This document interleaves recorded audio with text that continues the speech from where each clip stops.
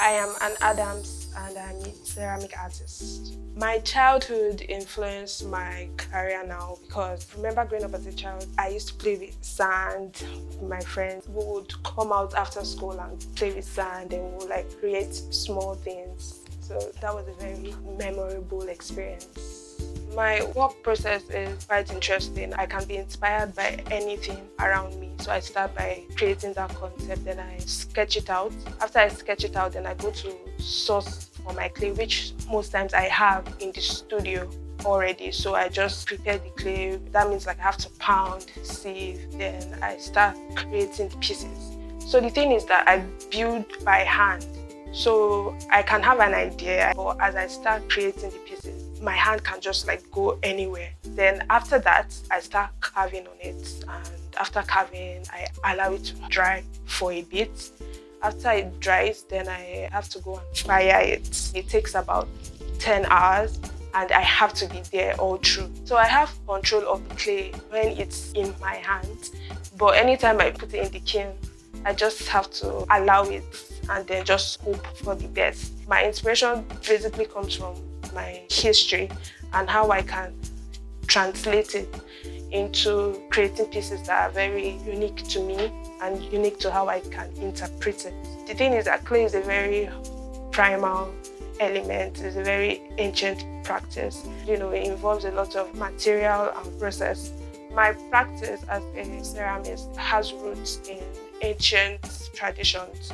So like this helps me in interpreting how I feel. I use some ancient tools in these pieces that I am creating, and these tools are from Buari. They give the work texture, so it creates like this traditional feel to my pieces, which are very contemporary.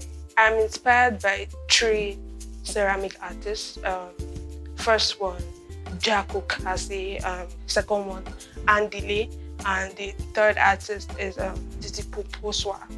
I'm inspired by the way they create their pieces. They're in tune with their selves, they're in tune with their history.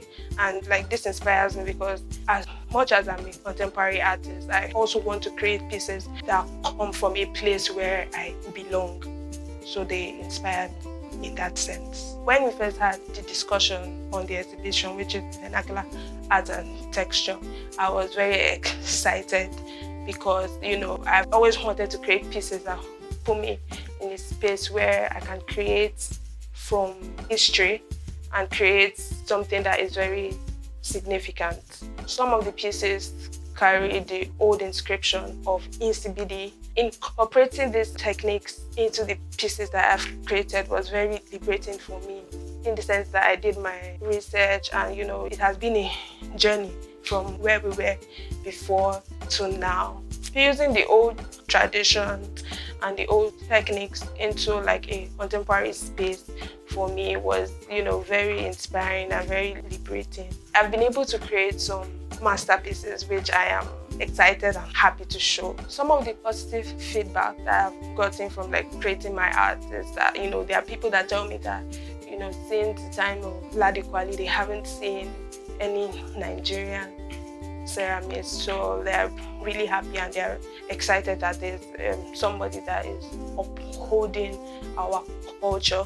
Therefore, negative, I will not really say that it is negative. I would say that, they definitely have to enlighten people more about ceramic art, because I've come across some people that feel like my art is juju. And it's very funny, I have to start explaining to them and start telling them that no, this is not juju. You can even come to my studio and see how I create these pieces. Definitely, there's a lot of enlightenment that still has to happen for people to like basically understand what ceramic art is.